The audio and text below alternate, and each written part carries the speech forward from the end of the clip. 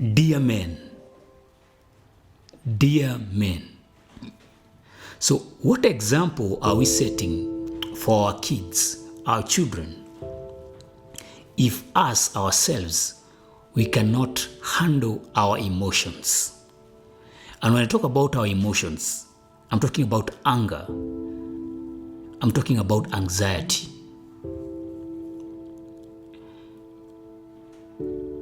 There's a case that happened the other day, somewhere in Thika, I think Kiganjo, that a young man, maybe in his early 30s, comes back home out of nowhere.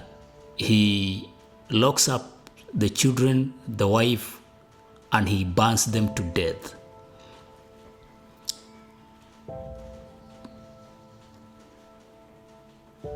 Reason,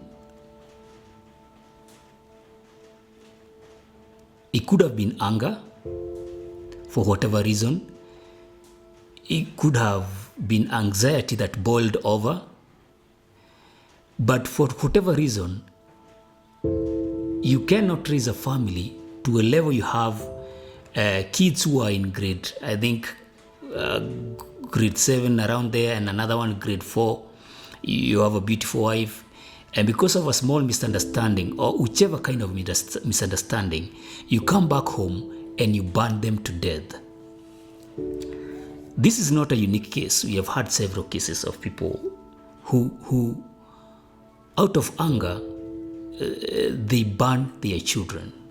Why would you do that? What message or what benefit would that be to you?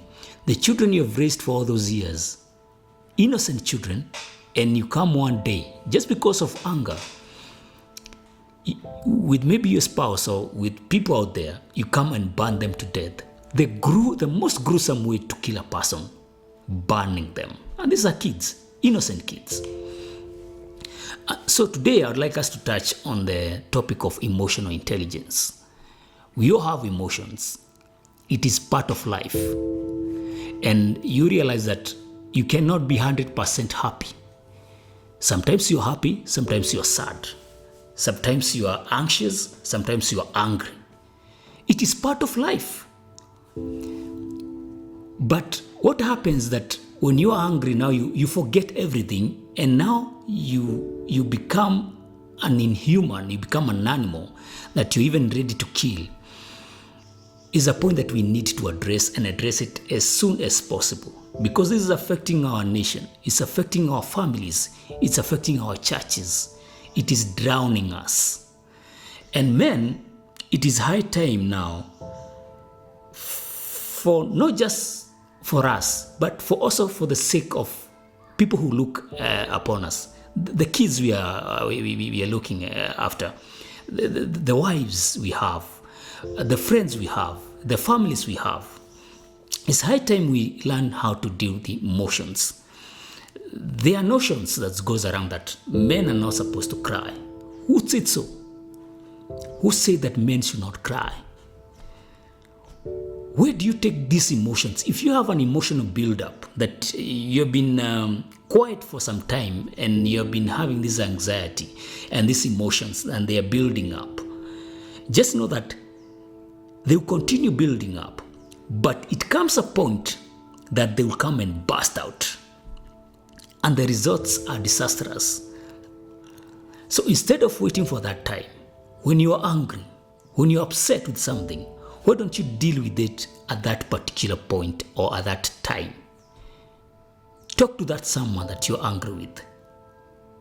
Talk it out. Even if not with that someone, talk to someone else. Go somewhere. Cry it out, scream, or do something that will help you relieve yourself. Of course, I will not advise you to cry in front of your kids, your children, or maybe strangers, or maybe people who maybe you feel that they are part of the problem that you have because they might make it worse.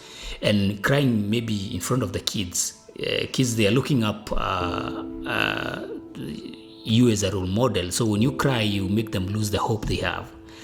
But you have million other ways, avenues which you can use to release your emotions. You have many places you can go and cry and let out your anger. The way we can handle this issue, this menace that has affecting us as a society, is to have emotional intelligence. And before I even go further, let me share something here. It's a very interesting quote. It's a major cheat code for life. This is how it goes. Increase your recovery speed. You will get rejected. You will lose money. You will embarrass yourself. The goal isn't to avoid the fall. It is to shorten the time between the fall and the reset.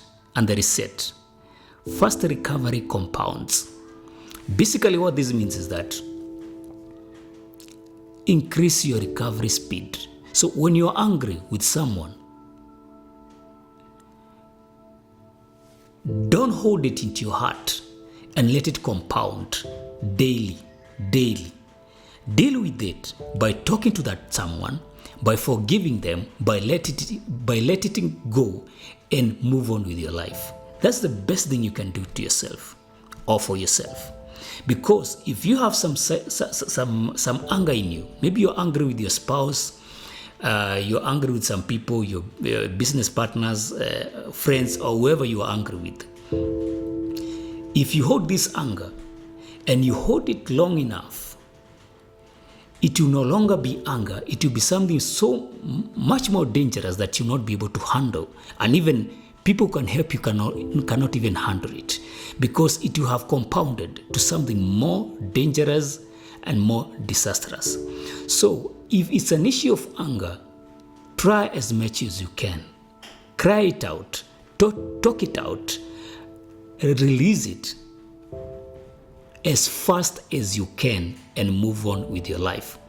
I understand there's some issues that for men, they carry a lot of weight. And that would be something like infidelity, maybe in a family. Maybe when you realize that maybe your spouse is cheating on you. For a man, something like that is very heavy. It's so heavy that the weight of it can bring you as a man down easily. And so issues like these are issues that you need someone you can talk to. Another man, a fellow man. That should be the first step. Release it to someone. It might be an embarrassing thing to say, but you can talk to someone and you can start your healing process. Secondly, you can talk to the spouse. Understand why they did that. And if it is something that can be talked, if it is something you can forgive, do it. But if you realize it's way beyond forgiveness, walk away. It's not a must that you must be with that person. It's better you walk away, go somewhere else, leave them, and go start life with someone else, somewhere else. Take your time, go and be with yourself. It's not a must that you must be in that marriage. If it's not working, it's not working. If you feel that it's too much for you, you can walk out of it. People will say what they want to say. People want to judge you, but you know yourself. You avoid something more bigger, more complicated by just walking away. That's one way we can have emotional intelligence. Walking away from problems that we feel that they're too big for us. Just walk away. The other way is talking. Talk to someone who can help you with some advice, who can tell you you can do this and this. Because there's no problem that is unique in this world. What is happening to you, it has happened 1,000 times before and to other people. Maybe 1,000,000 times. The issue to do with infidelity, it is not new. People have suffered through that, millions and millions of people. So the very time you talk to someone, you realize that it's not something unique to you, it's something that has happened. And some people have gone through that. And I've known some people who have gone through maybe a very dangerous experience with divorce and such kind of stuff. but they're still strong. They knew how to handle the emotions. They walked away. Others they forgave and walk away. And now they are living different lives and they're doing well. That's the second way you can have emotional intelligence and deal with your either your anger, your anxiety, and such kind of stuff. So when we learn now to do that, to handle our emotions, we'll be able to be better parents. We'll be able to be better mentors. We'll be able to be better guardians, better leaders. Because as a leader, as a father figure, as a mentor, as a parent, you're supposed to have high levels of emotions, or emotion intelligence, sorry. Because when you're guiding the young ones, when you're leading other people, when you're leading a congregation, people will bring to you issues that they will need you to sort or advise them on how to solve them. And you should be in that position as a man, as a father figure, or as a parent, as a religious leader, as a political leader. You should be in a position whereby you're able to understand this kind of emotions that come by, the anger, the anxiety, the fear, the resentment, all those, and be able to handle them in the best way possible. At least when we do this, we'll be able to avert these disastrous things that are happening in our society, that are happening to our parents, that are happening to our kids, that are happening to our very own people. So having emotional intelligence is a personal choice. It's about sitting down and knowing that I have these anger issues. How do I handle them from now henceforth? I have anxiety issues. How do I handle them? Because issues like depression, they don't come overnight. It's a process. It's accumulated anxiety which compounds over time. Then it hits a point and comes out as depression. But if you knew it early enough and you find solution to it, walking away, talking to someone, and a variety of other ways, you could have stemmed it, or rather handled it before it got worse.